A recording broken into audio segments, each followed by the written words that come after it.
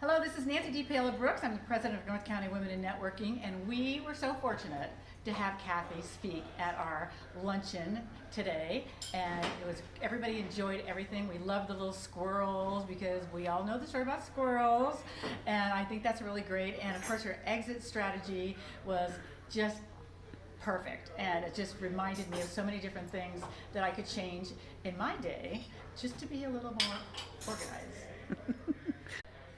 Actually, what I really want to let you know is you really need to talk to her and schedule a time for her to speak in your organization, because I guarantee you people will be looking right at her and they will be taking notes like I do and thinking about it, and I've been discussing it with her, and she's really open and honest, and it really helps everyone kind of change their mindset a little bit in terms of, what am I going to do with all these papers? Well, you don't really need to talk about the papers. She just gives you ways to organize your life a little bit more, and that's why I highly recommend her, and we hope we see her again soon.